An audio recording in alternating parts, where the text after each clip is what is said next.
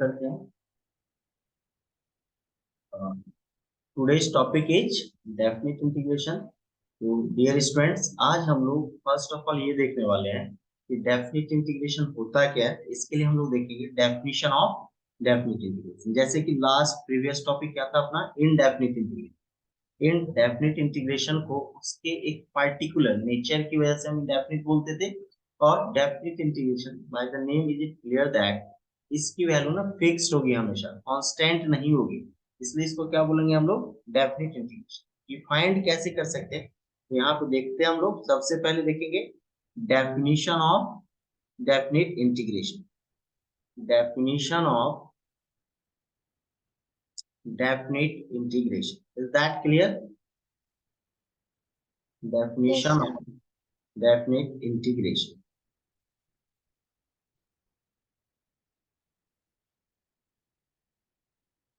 Just a minute.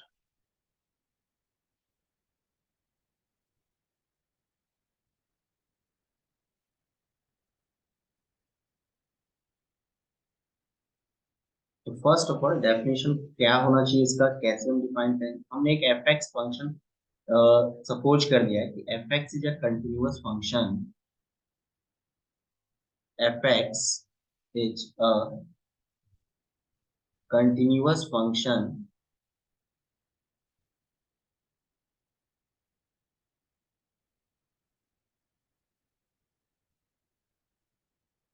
a continuous function in closed interval a to b, in closed interval a to b, then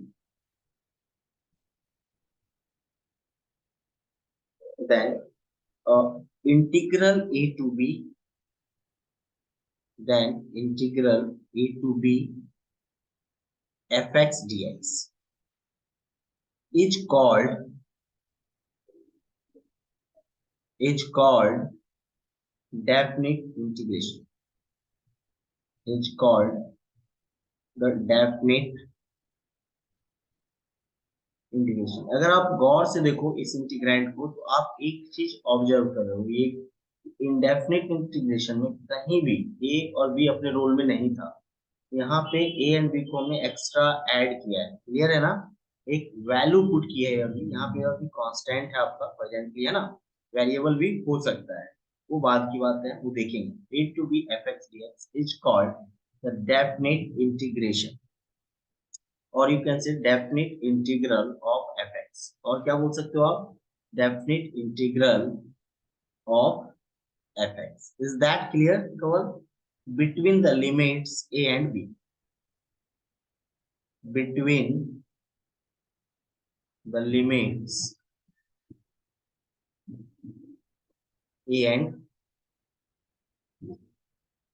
is that clear? Where a is called, where a is called, where a is called the lower, where a is called the lower or inferior limits। क्या बोल सकते हैं बेटा इसको हम लोग, inferior limit। मतलब यहाँ पे आप a के बाद की वैल्यू को कंसीडर करते हो, and b is called the upper limit, and b is called the upper limit, or you can say the superior limit, or superior। is that clear cover? Yes, sir. है ना। ए को क्या बोल सकते हो, लोअर लिमिट, तो आप शायद जानते ही होंगे, ये अपन 11th में भी यूज करते हैं जब कैलकुलस की एंट्री होती है। और लोअर लिमिट को आप इंफीरियर लिमिट भी बोल सकते हो। अपर लिमिट को क्या बोल सकते हो आप, सुपीरियर लिमिट। इसमें है क्या, जब आप वैल्यू पुट करते हो, ए के जस्ट बाद वाला और बी के जस्ट पहले वाला वैल्यू आप कंसीडर करो। Is that clear? इसमें कोई डाउट या कोई क्वेरी है तो बताओ। ये समझ में, ये एक सिंपल सा No, sir. डेफिनेशन है कि अगर आपके पास एफ एक्स कोई कंटिन्यूअस फंक्शन है क्लोज्ड इंटरवल ए से बी में, तो A to B F x D X को हम डेफिनेट इंटीग्रल बोलते हैं।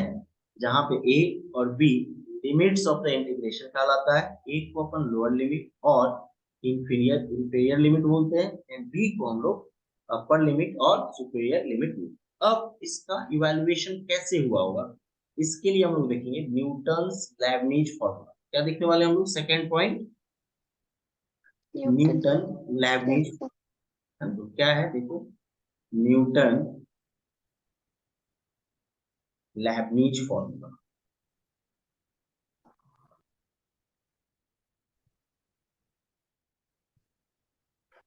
फॉर्मूला सिंपल, बहुत ही आसान है। इनका ये कहना था कि अगर आप ऐसा कुछ सपोज करते हो कि if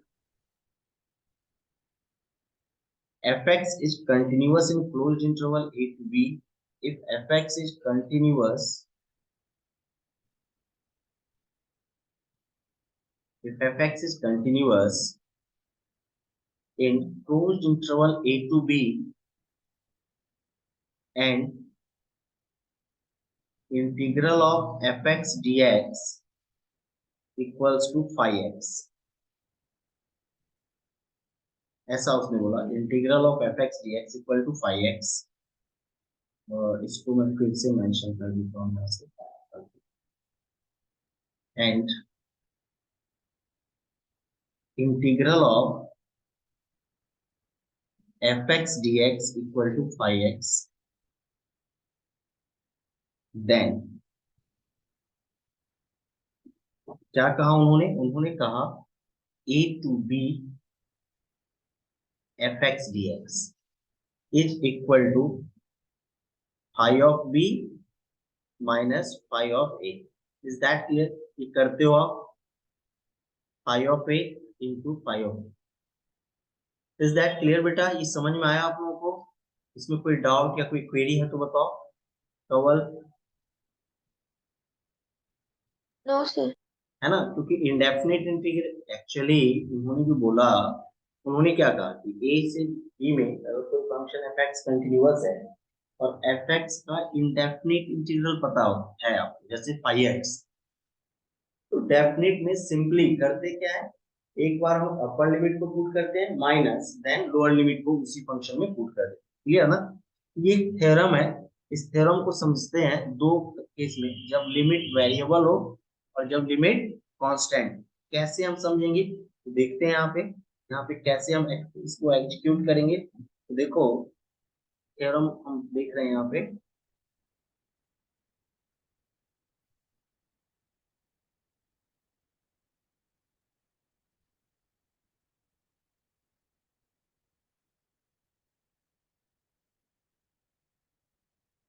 if fx is a continuous function,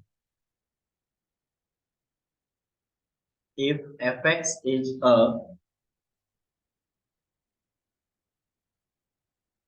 continuous function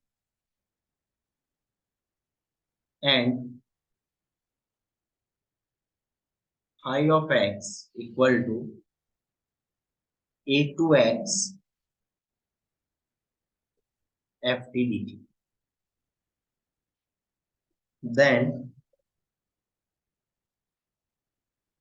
then we have phi dash x equals to fx, then we have phi dash x equal to f of x। बहुत ही इंपॉर्टेंट कॉन्सेप्ट है केवल इसको समझना। ये मैंने limits में भी तुमको एक बार बताया है, जब हमारा फॉर्म 0/0 और इंफिनिटी फॉर्म का होता था और हमें एल हॉस्पिटल रूल लगाना रहता था, और बट इंटीग्रल अगर वहाँ एग्जिस्ट होता था तो हम कैसे अप्रोच कर रहे हैं उसी का कुछ एक्सप्लेनेशन मैं दे रहा हूँ अब यहाँ पे, बिकॉज वो टॉपिक इंटीग्रल का ही था। वहाँ तो लिमिट में हमने सिर्फ इसके एप्लीकेशंस देखे थे। अब देखो यहाँ पे मैंने क्या बोला है कि एफ एक्स एक कंटिन्यूअस फंक्शन है और फाई एक्स की value a to x F t d t है, ऐसा दिया हुआ है। तो फाई डैश एक्स मतलब फाई एक्स का जो डेरिवेटिव हो जाएगा, means you can say the derivative of definite integral कैसे लाओगे वो इस कॉन्सेप्ट से आप फाइंड आउट कर सकते हो। तो उन्होंने क्या किया है, t को x से रिप्लेस किया है और x का x के रिस्पेक्ट में डेरिवेटिव क्या हो जाएगा। ये सारी चीजें हम कैसे करेंगे तो देखते हैं इसका एक्सप्लेनेशन।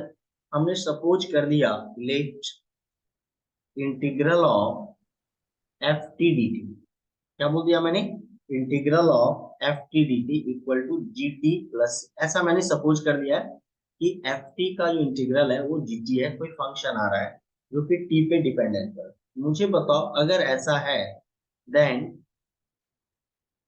जी डैश टी क्या हो जाएगा बेटा।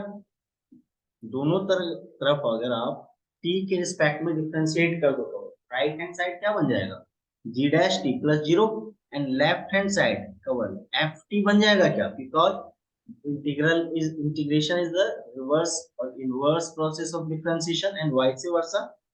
इज दैट क्लियर बेटा, यस सर। ये समझ में आया। अगर मैं दोनों तरफ हाँ डिफरेंशिएट कर दूं तो राइट हैंड साइड आपका जी डैश टी बनेगा और लेफ्ट हैंड साइड क्या बन जाएगा आपका एफ टी। आई होप आपको ये समझ में आ गया हो। And yes according to the question आपको फाइव एक्स क्या दिया हुआ है बेटा, ये बताओ। ए टू एक्स नहीं, f x, f sorry f t d T.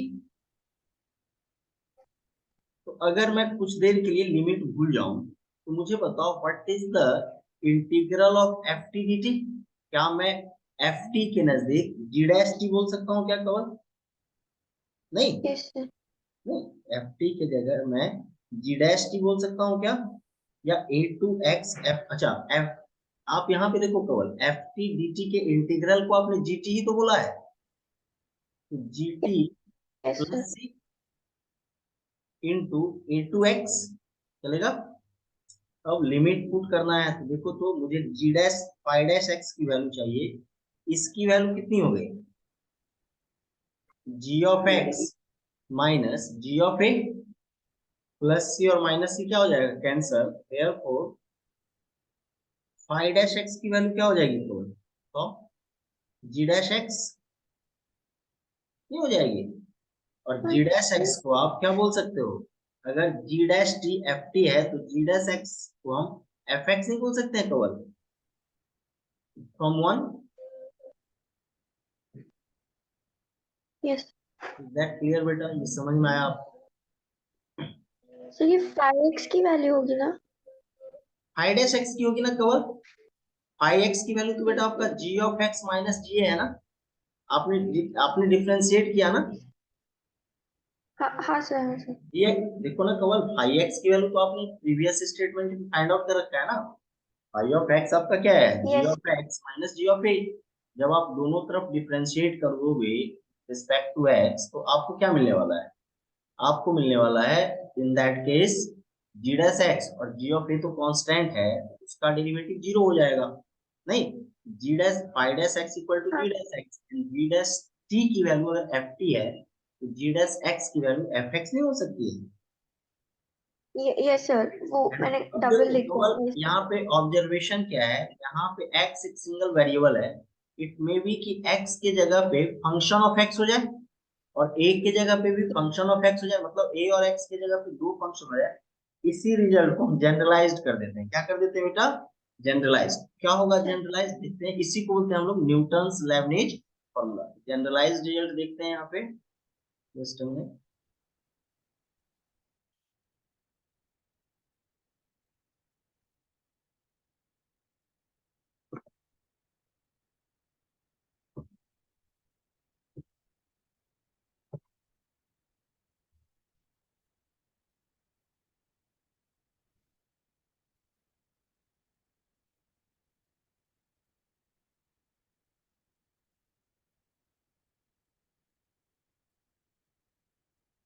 Okay call, is that clear, इसमें कोई डाउट या कोई क्वेरी है तो बताओ। No sir. चलेगा, चलो आगे बढ़ते हैं।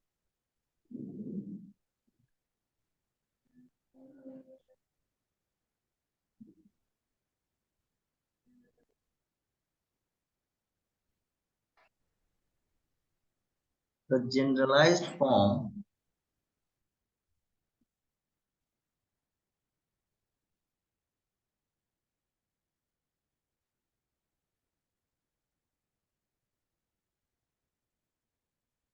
of previous theorem is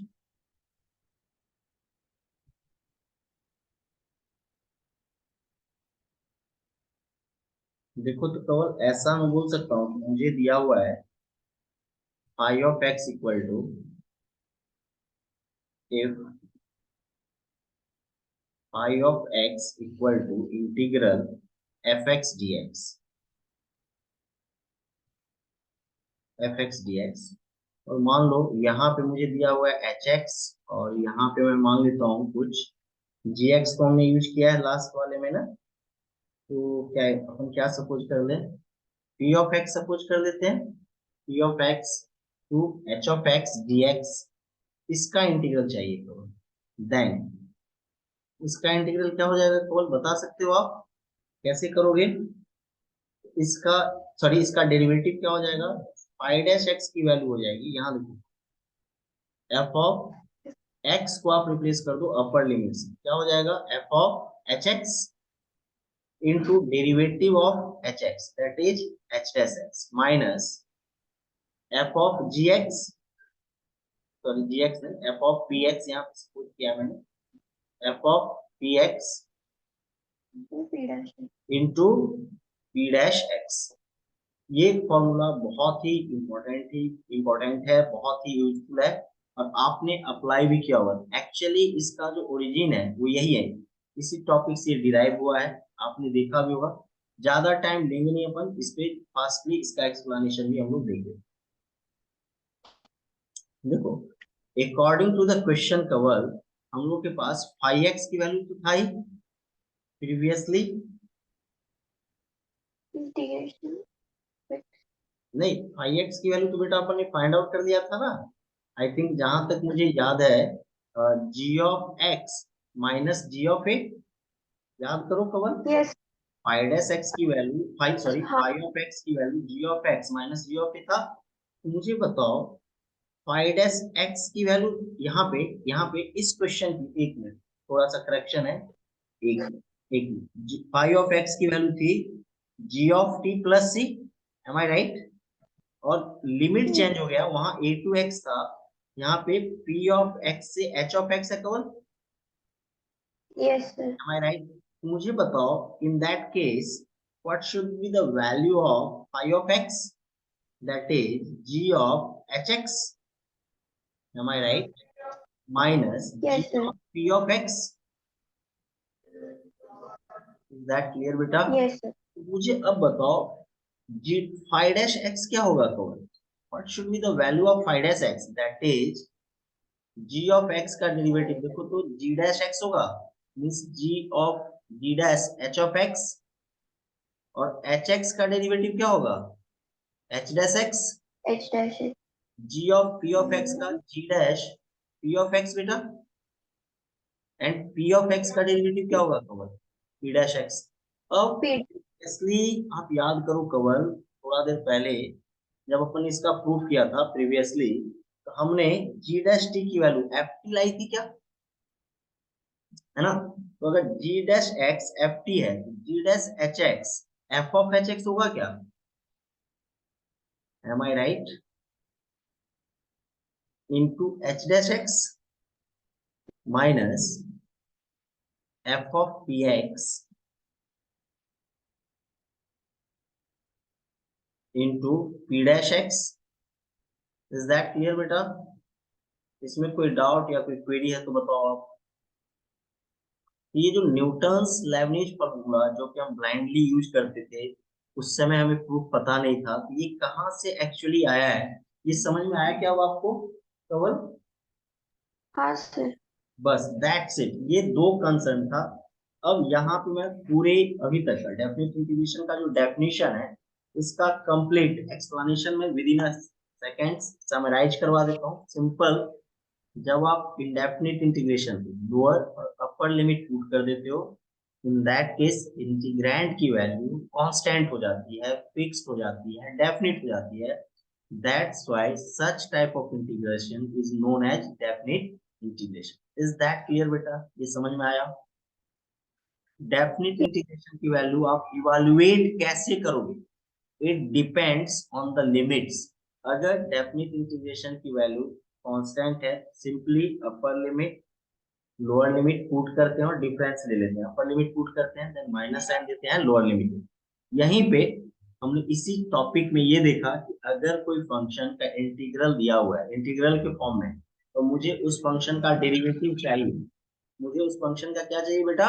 derivative चाहिए। इन that case simply upper limit is variable is replaced by upper limit and it's derivative minus variable is replaced by lower limit and its derivative. Is that clear? And Yes, that sir. formula is called Newton's Lagrange formula. इसी को क्या बोलते हैं केवल हम लोग? Newton's Lagrange formula. Newton's Lagrange formula. And I hope कि आपको ये प्रॉपर वे में समझ में आ गया होगा। इसमें कोई क्वेरी, कोई डाउट, कुछ कंफ्यूजन है तो बताओ। Am I right? Yes. अब डेफिनेट इंटीग्रेशन का बेटा कंटेंट्स क्या होगा हमारा, है ना? कंटेंट्स ऑफ डेफिनेट इंटीग्रेशन, तो ये देख लेते हैं केवल। कंटेंट्स ऑफ डेफिनेट इंटीग्रेशन मतलब डेफिनेट इंटीग्रेशन में आप बेटा क्या क्या पढ़ने वाले हो, क्या क्या चीजें हम कवर अप करेंगे। सबसे पहले आज जो हम लोग देखेंगे वो देखेंगे इवैल्यूएशन ऑफ डेफिनेट इंटीग्रेशन। क्या देखने वाले हैं केवल? इवैल्यूएशन ऑफ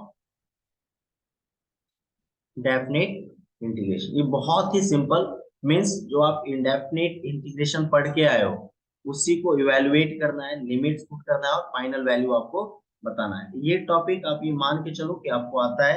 इंडेफिनिट का पूरा कॉन्सेप्ट यूज होने वाला है, evaluation of definite integration. Second topic हम लोग देखेंगे definite integral as the limit of a some.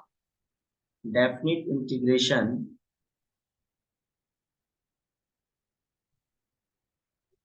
As the limit of a sum. ठीक है बेटा, ये समझ में आया? Yes, sir. Definite integration as the limit of a sum, second topic. Third topic देखेंगे केवल हम लोग प्रॉपर्टीज। क्या देखने वाले हैं केवल? Properties of definite integration. Third topic is properties of definite integration.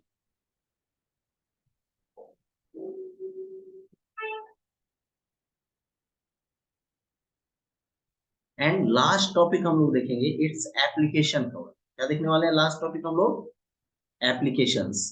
And applications में स्पेशली क्या देखने वाले हैं हम लोग केवल? Area enclosed bye curve. Area enclosed bye curve, that is, इसको क्वाड्रेचर भी बोलते हैं। तो क्या बोलते हैं हम लोग इसको? क्वाड्रेचर। इज दैट क्लियर केवल? ये सारे टॉपिक्स हम लोग करने वाले हैं। फर्स्ट टॉपिक क्या होगा इस चैप्टर का? पहला कंटेंट्स क्या होगा अपना? Evaluation of definite integration. Is that clear केवल? Yes, sir. स्टार्ट करते हैं अपना टॉपिक। अब स्टार्ट हो रहा है बेसिक जो था आपका इंट्रोडक्शन था, जिसमें हमने definition and all this things जो बेसिक रिक्वायरमेंट थी वो देखा। अब हम लोग प्रॉब्लम प्रैक्टिस करेंगे कि इवैल्यूएशन हम कैसे करेंगे, इवैल्यूएट हम कैसे करेंगे, डेफिनेट इंटीग्रेशन का क्या बेसिस होगा। सिंपल एक ही कॉन्सेप्ट याद रखना, जो भी आप इंडेफिनिट इंटीग्रेशन के बेसिक कॉन्सेप्ट्स पढ़े हो उसी पे ये बेस्ड है, और इसी को हम फर्दर करेंगे। एकदम सिंपल जीरो लेवल के एग्जांपल से मैं स्टार्ट कर रहा हूँ। evaluate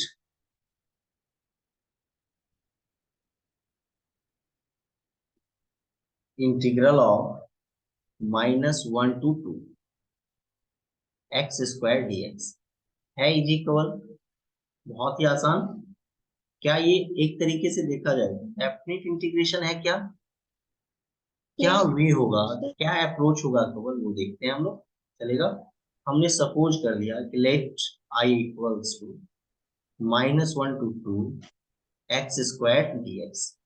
Therefore I equal, what is the integral of x square? That is x cube by 3 -1 Yes, to sir. 2। अब देखो कवर, यहाँ पे दो ऑप्शन है आपके पास, या तो 1/3 को बाहर कर लो क्योंकि वो तो कांस्टेंट है, और यहाँ पे सिंपली बचा क्या आपके पास? x cube -1 to 2। तो मैं बोल सकता हूँ क्या, i की वैल्यू कितनी हो जाएगी?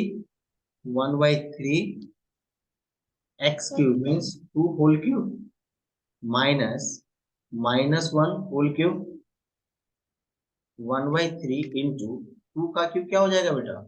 8। 8. Clear cover? माइनस एंड -1 का क्यों -1, तो माइनस माइनस +1 दैट इज 9/3 बेटा। तो आप मुझे बताओ Yes. आई की वैल्यू क्या हो गई, 3. Sorry 9/3 that is 3। Is that clear cover? Yes, sir. Simple है, कर सकते हैं।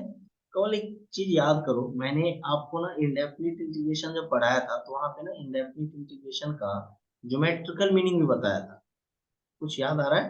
हाँ यहाँ हाँ भी सर. डेफिनिट इंटीग्रेशन का भी हम लोग ज्योमेट्रिक मीनिंग देखेंगे, लेकिन थोड़ी देर के बाद, है ना।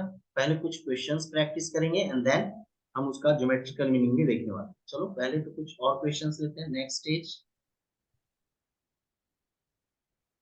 आप भी मेरे साथ फास्टली करो cover. Find the value of Yes, sir.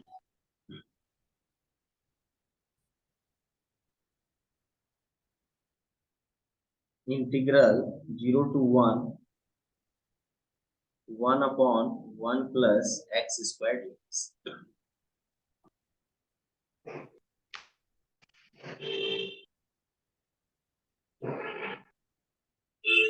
Let I equals to 0 to 1 upon 1 plus x squared dx.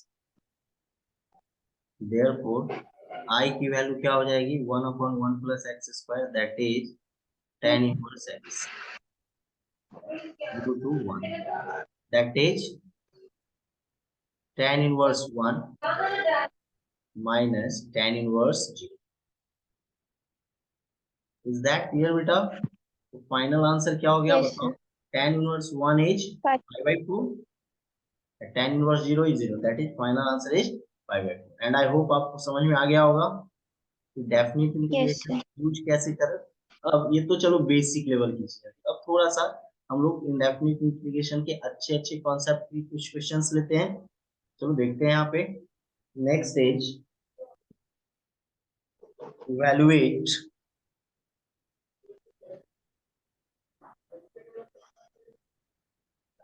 First question 2 to 8 1 upon x dx। ये सभी क्वेश्चंस केवल देखो आप फॉर्मूला बेस्ड है क्या, 0 to Yes, 1 sir. 1 upon 2x plus 3 dx। करते हैं one by one. Solution is, let I equals to, first question का सॉल्यूशन देख रहे हैं, 2 to 8 1 by x dx बेटा है। What is the integral of 1 by x, ln mod x 2 to 8। so is that clear? I am fine, it's okay, are you Yes. covered? Is that clear? Yes, आप मुझे बताओ बेटा, yes, sir. what should be the value of this log 8 minus log 2 and log m minus log n by क्या हो जाता है, log m by n ln 4। बोल सकते हो क्या? Yes, sir. This is the answer. हाँ sir. सेकेंड का आंसर बताओ cover.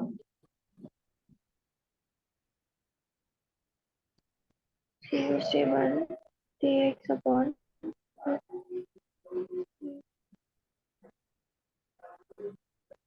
ln mod 2x plus 3 upon 2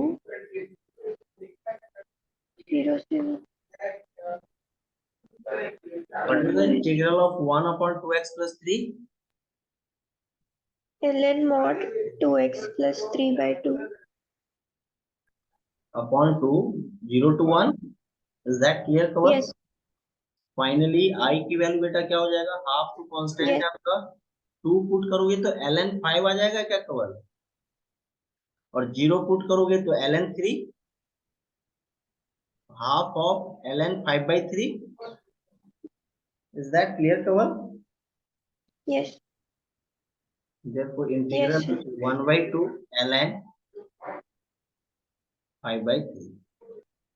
I hope आपको ये समझ में आया होगा डेफिनेट इंटीग्रेशन। Yes, sir. चलो देखते हैं आगे।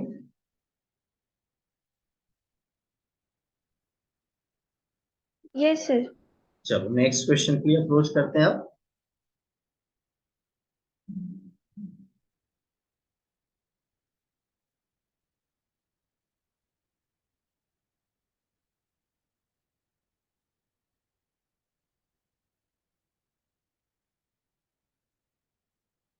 नेक्स्ट स्टेज,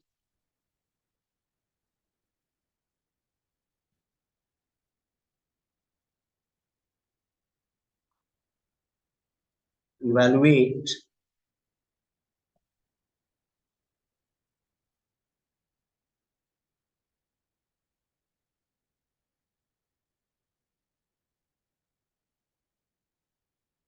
evaluate और 0 to 4, 0 to 1 tan inverse x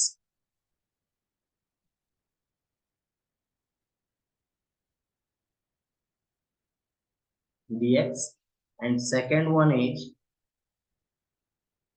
0 to 1, 0 to 1 x square e raised to x।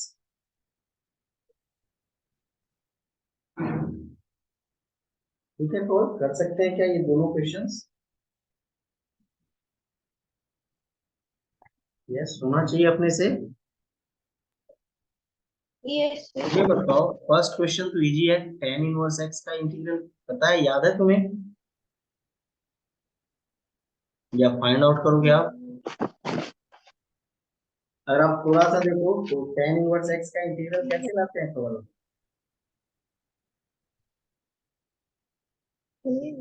कुछ वर्किंग रूल याद है तुम्हें?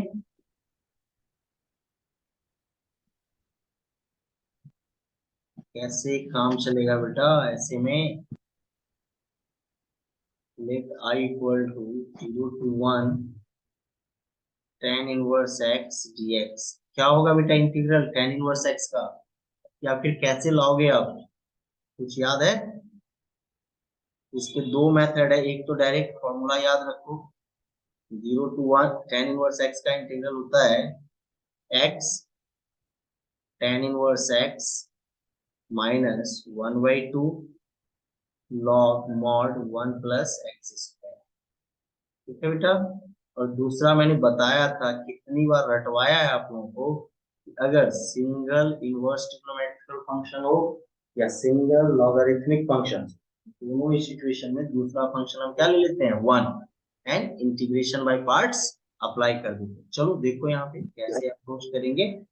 आई की वैल्यू क्या हो जाएगी, अगर आप मान लो 1 पुट करोगे तो देखो अपर लिमिट जैसे मैंने 1 पुट किया, क्या हो जाएगा, सेपरेट भी कर सकते हो, ऐसे लिमिट पुट कर दो अगर ज्यादा प्रॉब्लम हो रही है तो, x tan inverse x 0 to 1 कर दो minus 1/2 ln 1 plus x square 0 to 1 कर दो, चलेगा? अब मुझे बताओ i की यस वैल्यू क्या सर। हो जाएगी, अगर आप 1 लेते हो तो 1 it's okay, and tan inverse 1 is 5/4 minus 0 into something 0 minus 1/2। अगर आप 1 लेते हो तो 1 का स्क्वायर 1 ln 2, और 0 लेते हो ln 1 0। क्लियर है बेटा? आपका फाइनल आंसर क्या आ गया, 5/4 minus half of ln 2। Is that clear? तो i की वैल्यू हो गई, yes sir. therefore i equals to 5/4,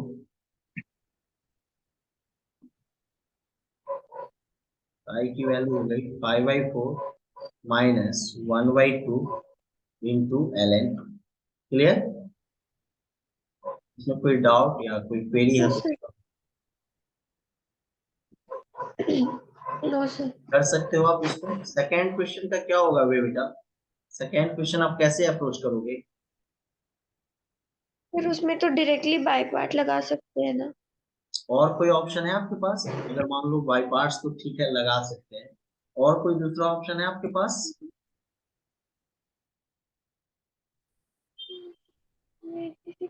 है आपके पास दूसरा ऑप्शन? लास्ट क्लास में मैंने सक्सेसिव इंटीग्रेशन पढ़ाया था, लास्ट टॉपिक याद है ना आपको? लास्ट क्लास में यस। मैंने सक्सेसिव यस। इंटीग्रेशन पढ़ाया था, लास्ट टॉपिक है ना? क्या था वो, यू, याद? देखो इसमें सबसे पहले आप यू और वी सेलेक्ट करोगे। मुझे बताओ यू किसको सेलेक्ट, वी तो देखो ये यस हो सर। जाएगा एक्सपोनेंशियल, और एक्स ई स्क्वायर क्या रेज़ हो टू जाएगा आपका you. Is that clear cover? आप इस पे सक्सेसिव लगा दो, Yes, आपका sir. टाइम सेविंग हो जाएगा। क्या बोलता है, u means x square integral of v dx, मतलब v u into v1 means e raised to x का इंटीग्रल e raised to x minus differentiation of u to x इंटीग्रल ऑफ v1 e raised to x plus differentiation of, देखो ये क्या है, x square integral of x minus this, अब 2x का differentiation 2 into integral of e raise to x, और ये क्या हो जाएगा 0 to 1। Is that clear? Yes, sir. अब लिमिट पुट कर दो, x square e raise to एक्स 0 to 1 minus 2x into e raise to 2 तो बाहर ले लो, कांस्टेंट टर्म है ना, इसको ऐसे बोल दो, Yes. 2 into x into e raise to एक्स 0 to 1 plus 2 into e raise to एक्स 0 to 1। क्लियर है? फाइनली वैल्यू क्या होगा, इवेल्युएट कर लो। देखो अगर आप 1 रखोगे तो 1 का square 1 and e raise to 0 1, तो ये क्या हो गया, e raise to 1 e, finally e आ गया, और 0 इंटू समथिंग 0 माइनस 2, 1 रखोगे तो 1 इंटू e, e और e raise to 0 into something 0 plus 2 into e raise to 1 e minus e raise to 0 1। Is that clear बेटा? सिंप्लीफाई कर लो तो e Yes. Minus 2e plus 2e minus 2, तो ये देखो ये और ये कैंसिल हो गया, फाइनल आंसर i की वैल्यू क्या आ गई, e माइनस E 2। minus 2. तो इट्स नॉट मीन दैट कि आपका ये क्वेश्चन बाय पार्ट से नहीं बनेगा, बनेगा, डेफिनेटली बनेगा, क्यों नहीं बनेगा, बट अगर आप चाहो उससे बच सकते हो। सक्सेसिव इंटीग्रेशन में देखो एक ही बार उस रूल को अप्लाई करना पड़ा, जबकि यहाँ पे जब आप बाय पार्ट्स लगाओगे तो एट 2 बार लगाना पड़ेगा, क्योंकि एक्स स्क्वायर है ना, Yes, यहाँ sir. 2 बार आपको बाय पार्ट्स लगाना पड़ेगा। मान लो पावर अगर एक्स क्यू होता, एक्स फोर होता, ई रेज टू एक्स की जगह पे ई रेज टू 5x होता, तो ये थोड़ा सा प्रॉब्लम फंसता। चलो एक क्वेश्चन दे दे रहे हैं, ये भी कर देना, होमवर्क है ये, integral of 0 to 1 x raise to 4 into e raise to 5x dx। ठीक है, ये होमवर्क है, इसी कॉन्सेप्ट पे बेस्ड है, कवर कर सकते हो आप, Yes, sir. है ना, ये ट्राई करना आप। चलो नेक्स्ट क्वेश्चन ट्राई करते हैं, evaluate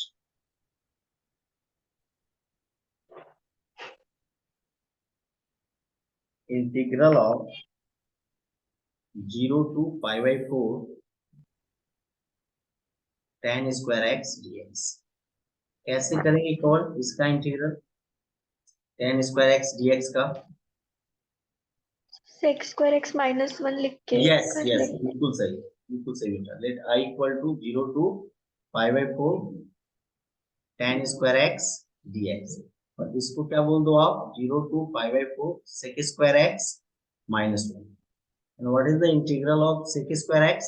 that is tan x and 1 का x, तो 0 to pi by 4। आंसर क्या हो जाएगा, tan pi by 4 वो 1 माइनस ऑफ pi by 4, 0 के लिए 0, final answer is 4 minus pi by 4। Is that clear cover, है ना? Is that clear? चलो अब हम लोग देखते हैं geometrical meaning Yes, of sir. Definite integration. क्या देखने वाले हम लोग, geometrical meaning of definite integration. आगे कंटिन्यू करते हैं।